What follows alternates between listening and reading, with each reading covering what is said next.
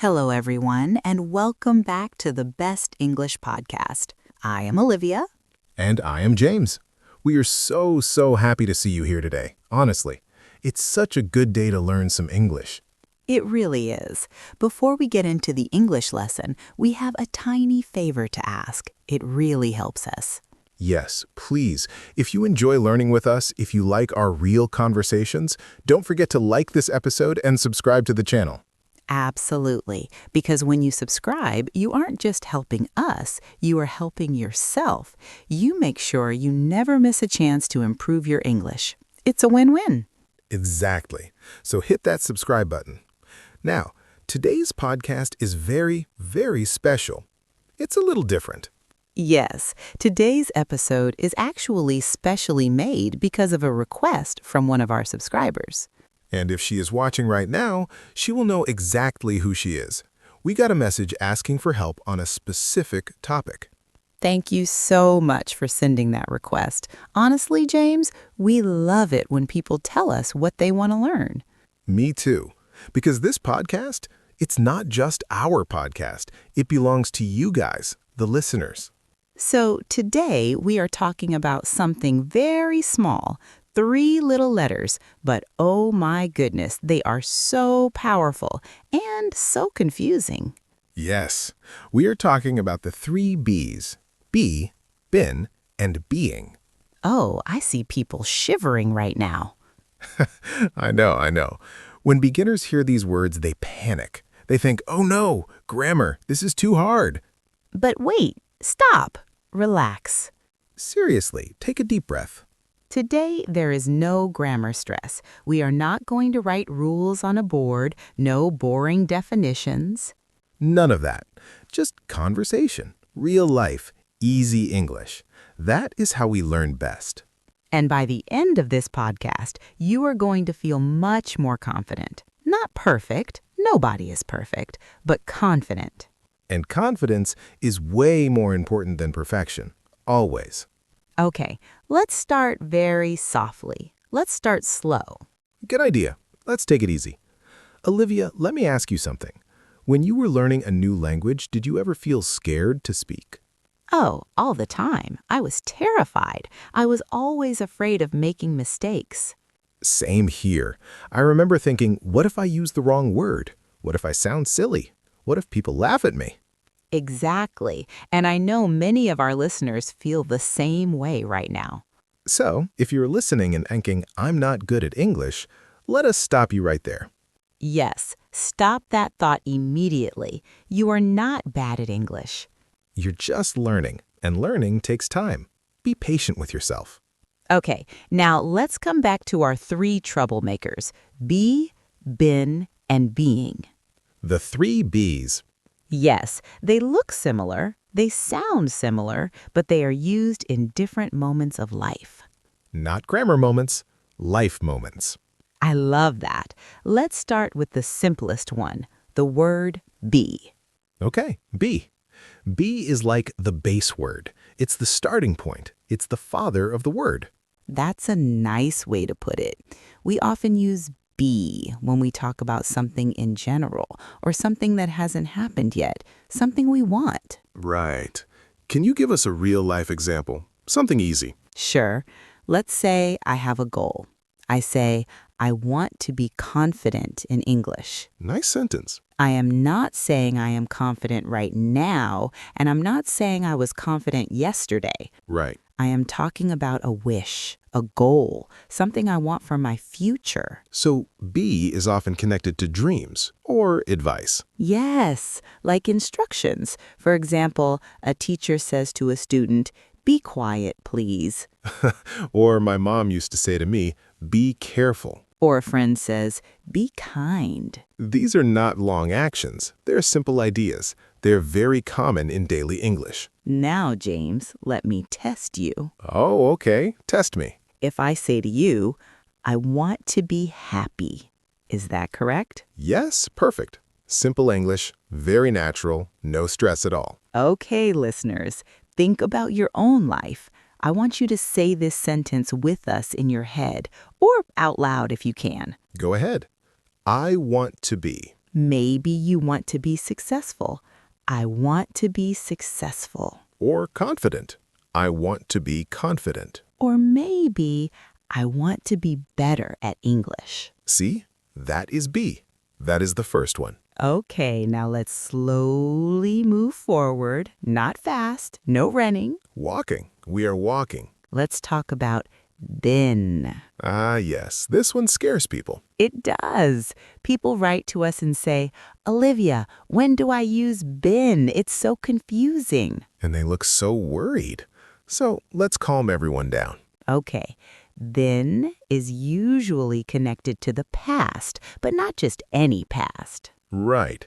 It's about experience. Something that happened before, but maybe it's still important now. Give me a simple example, James. Okay.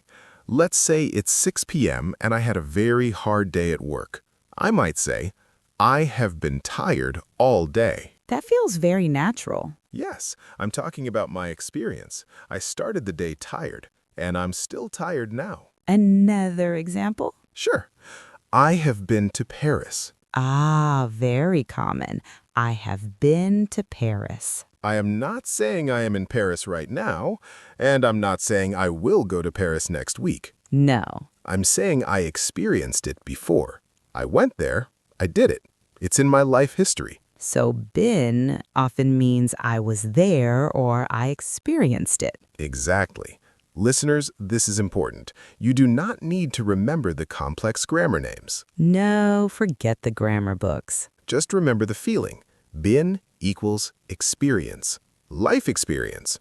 Good or bad. For example, I have been nervous speaking English. Oh yes, very honest sentence. Many listeners feel that. But guess what? They are trying. They're listening to this podcast. They are improving. And that is something to be proud of. Definitely. Okay, now let's talk about the third word. Yes, the most interesting one. Being. Being. This word talks about right now. Something happening at this moment or around this time. For example, I say, I am being honest with you. That means right now, in this exact moment, I am telling the truth. Yes. Maybe tomorrow I will tell a lie. No, just kidding. But right now, I am honest. Okay, another example. Let's say there is a child who is usually very loud. Okay. But today, the child is sitting and reading a book quietly.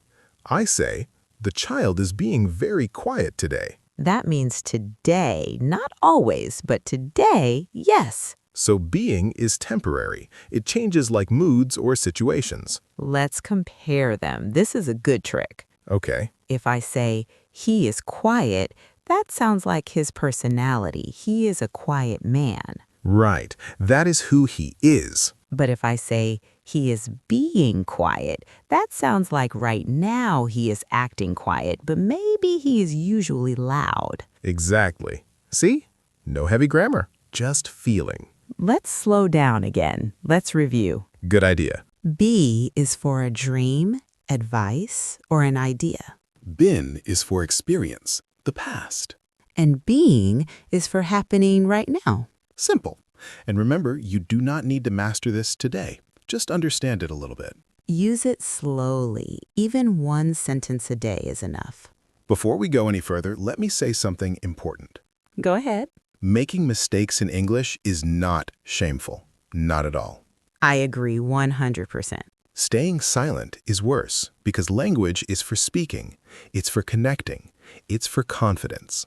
And you are already doing great just by listening. So, now that we have eased into the topic, let's talk honestly. Okay. These three words, be, been, and being, they confuse even confident learners, even people who speak English well. And that confusion doesn't come from grammar books. No, it comes from fear. Yes, fear of sounding wrong.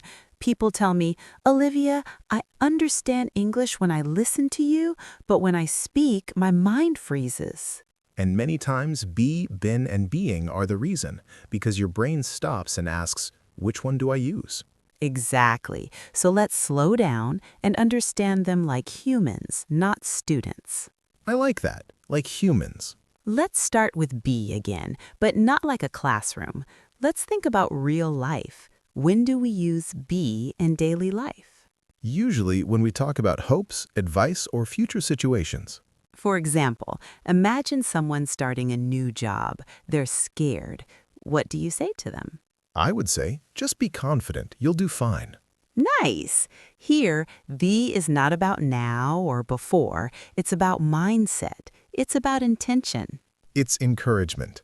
Another commonplace is polite advice or requests, like, please be on time tomorrow. Or try to be patient with yourself.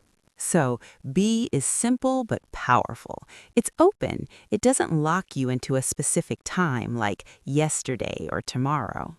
Now let's move to been. This is where people usually panic a little. Yes, I can see the panic. Because been always connects the past and the present. It tells a story that started earlier and still matters now.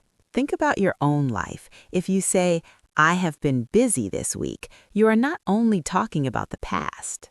No, you're explaining why you're tired right now. Exactly. Or when someone says, I've been learning English for 2 years. That sentence carries effort, time, and consistency. It's powerful. And notice something important.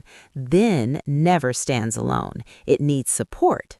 It needs a friend. It needs have or has. Yes, you don't say, I've been tired. No, that sounds wrong. You say, I have been tired. And emotionally, been often explains a situation. It answers the silent question, why? Why are you tired? Because I have been working all day. Now let's talk about being. This one is interesting because it's very human. Yes, being often talks about behavior, especially temporary behavior. Imagine you meet a friend who is usually cheerful and happy, but today they're sad. They don't speak. Okay. You might say, you are being very quiet today. Is everything okay? That sentence doesn't judge the person. It doesn't say, you are a quiet person. No. It only talks about this moment. It shows you care. Exactly. That is why being feels emotional. It notices change. We also use being when something is happening around us, like, it is being difficult to focus today. Yeah, like when it's too noisy. So, let's connect all three with one situation. This will help you see the difference. Okay, let's imagine one person. Let's call him Alex. Okay, Alex is learning English. First, Alex talks about his dream. He says, I want to be fluent one day. That is be. That is his goal. Then Alex talks about his hard work. He says, I have been practicing every night. That shows effort. That is been. And finally, he talks about how he feels right now. He says, I am being more confident when I speak now. That shows change in behavior. That is being. Same person, same journey. 3 different words, 3 different meanings. And when you understand them like this, they stop feeling scary. They start feeling useful. And, most importantly, they start coming naturally when you speak, which is exactly what we want. Okay, now that we understand the meanings, let's talk about something very real. Mistakes. Because honestly, James, this is where most learners panic. Absolutely. I see this all the time. People know the words, but when they start speaking, their brain freezes. They think, wait, is it be? Is it been? Is it being? And then nothing comes out. Silence. Yes, and that fear is worse than the mistake itself. I always tell learners, making a mistake in English is not a crime. No, it's not. It is actually a sign that you are trying. Exactly. Silence is more dangerous than a wrong sentence. When you stop talking because you were scared, you stop learning. Let's take a very common mistake. People say, I am been tired. Oh, yes, I hear this a lot. It sounds familiar, right? But it is wrong. But it's a good mistake because it shows the person is thinking. They're trying to put the words together. So let's fix it gently. We don't say am, we say I have been tired. Because been needs support. It needs have or has. Right. Think of been as a word that doesn't like being alone. It always wants a partner. That is a cute way to remember it. Bin is social. It needs company. Please don't leave me alone, Ben. Exactly. Now, another funny one. People say, I being happy today. Yes, I have heard that too. And again, the idea is correct, but the structure is not. The correct sentence is, I am being happy today. Or, more naturally, I'm being very positive today. And notice something important here. When we say being, we often talk about temporary behavior, not permanent personality. Right. If I say, you are being very kind today, it doesn't mean you are kind forever. No. It means right now, in this moment, you are acting kind. But if I say, you are kind, that is your character. That is who you are. This difference is powerful. Small grammar change, big meaning change. Let's make it even more real. Let's do a little role play. Ooh, I love role plays. Okay. The husband comes home and the wife is sitting on the sofa, not speaking. She looks serious. Okay, I will be the wife. I am being serious. And I'll be the husband. I walk in and I say, why are you being so quiet today? Notice he used being. He knows I am usually talkative. Yes, that means today is different from usual. But if he says, why are you so quiet without the being, that sounds more like a general complaint, like you are always quiet. Exactly. Being softens the sentence. It feels less attacking. That is beautiful, James. It is. This is why grammar is not just rules, it's emotion, it's tone, it's about relationships. I love that you said that. English grammar is actually emotional grammar. Now let's talk about confidence again. Many learners think I must speak perfect English. But that idea is wrong. Very wrong. Even native speakers don't speak perfect English. We pause, we repeat ourselves, we make mistakes. I do it daily. Me too, and nobody dies because of it. No, the world continues. So when you say, I have been learning English, even if you make a small mistake, don't stop. Continue the sentence. Flow matters more than perfection. Yes, communication first, grammar later. Let's give listeners a small confidence exercise. Good idea. Everyone listening, try this sentence out loud, even if you are alone in your room. Don't be shy. Okay, repeat after us. I have been practicing English and I am getting better. Let's say it together. I have been practicing English and I am getting better. Beautiful sentence. It uses been and the idea of getting better, which is like being. And if you say it wrong the first time, say it again. That is learning. Remember, English is not a test. It's a tool. And tools are meant to be used, not locked away in a box. Exactly. Now, James, this is the most important question. Okay. How do people actually use these words in real life without stopping to think about grammar? Because in real life, nobody stops and says, wait, let me check the textbook. No, they just speak. And that is exactly what learners want. They don't want rules in their heads. They want confidence in their mouths. So in this part, let's slow everything down again. We will connect these words to real situations. Daily life, work, relationships, emotions. Because English lives there. Let's start with be again, the simplest form, but also the most powerful. People often think be is too basic to matter, but actually, be is everywhere. Think about advice. Parents, teachers, friends, what do they say? They say things like, be careful, be honest, be yourself. Notice something important here. These sentences are not about time. They aren't about the past or present. No, they are about choice. Yes, when someone says, be patient, they're not talking about the past. They're talking about how you should act. That is why be is often used in advice and instructions. Let's imagine a real situation. You are starting a new job. You are the boss. Okay, I am the boss. Welcome to the team. And what do you tell your new employee? I say, be on time. Be respectful with clients. Be open to learning. See? No grammar stress, no tense confusion, just guidance. And learners should remember this. When English talks about how to act, be often appears. Now let's talk about dreams. This is where be becomes emotional. People say, I want to be successful. I want to be confident. I want to be fluent in English. These sentences are not about now, they are about becoming. Exactly.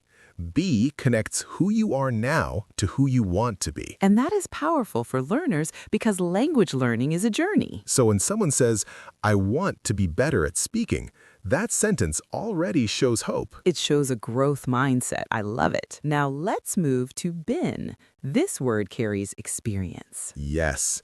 Been tells a story about time, but learners get confused because been never stands alone. It always comes with have or has. Remember, it's social. Let's connect it to real life. Think about how people talk about their day. Okay, you come home, you're exhausted. You say, I've been busy today. Does that mean you are busy forever? No, I hope not. No, it means the day started, things happened, and the feeling of being busy is still with you right now. Now think about emotions. I've been stressed lately. I've been feeling tired. I've been worried about my future. These sentences are very human. They show duration, not a moment, not 1 second, but a period of time. Another very common use of been is travel, experience. Oh, yes. I've been to London. I've been to that restaurant before. This tells us something important. You went, you experienced it, and now that experience lives with you. You're not saying when exactly because it's not important. What matters is the experience itself. That is why been is often used in conversations about life stories. Have you ever been to Japan? No, but I have been to China. See? Easy. Now, let's talk about being. This one is special. Yes, because being often talks about behavior, and behavior can change. That is the key word, change. Let's imagine a real-life conversation again, you and me. Okay, you and me, we're friends, we're having coffee, but you are looking at your phone. You're not listening to me. Oh, sorry. I might say, James, you are being very rude today. Ouch. But does that mean I think you are a rude person forever? No, just today, because I'm on my phone. Exactly. It means right now something is different. It is temporary. Being shows something happening now or around now. This word appears a lot in relationships. Couples, parents and children, friends. Yes, people say things like, you're being annoying, or you're being sweet. You're being too hard on yourself. Notice how emotional these sentences are, because they aren't labeling a person forever. They're talking about a moment, and that is important. It makes communication softer. Saying, you were rude, sounds permanent, like it's written in stone. But saying you're being rude leaves space for change. It says, right now, this is what you are doing, and you can stop. That is a big difference. Now, let's put be, been, and being together in one life story one last time. Okay, let's take a listener. Someone listening right now. Let's call her Maria. Hi, Maria. Maria wants to improve her English. First, she talks about her goal. She says, I want to be fluent. That is be, the dream. Then she talks about her hard work. She says, I have been practicing every day for 6 months. That is then, the effort over time. And finally, she talks about how she feels today. She says, I am being brave by speaking to people in English. That is being, the action happening now. See how natural that feels? No rules spoken, just meaning. It's like telling a story about your life. Let's quickly touch on mistakes one more time, but without fear. Yes, because mistakes are part of learning. Some learners say, I am been tired. We gently correct it. You have been tired. Some say, I am be careful. We say, just be careful. You don't need am. And sometimes people avoid using being because they're unsure. But it is okay to say, I'm being honest. I'm being serious. English is forgiving when your intention is clear. So, James, if our listeners remember only one thing from this long conversation, what should it be? Only one thing? Yes, the most important thing. I think it should be this. English is not about perfection, it is about connection. That is beautiful. B helps you express who you want to become. Then helps you share your journey and your history. And being helps you talk about who you are right now. You don't need to rush. You don't need to fear mistakes. Just keep speaking. Keep listening. And slowly, English will start feeling natural, like a comfortable pair of shoes. Yes, comfortable shoes. If this episode helped you understand English more clearly, please support us. Like this video, it helps other people find us. And subscribe to the Best English Podcast. We are here to make English simple, human, and part of your real life. We love making these for you. Thank you for being with us. See you in the next episode. Bye, everyone. Keep being awesome.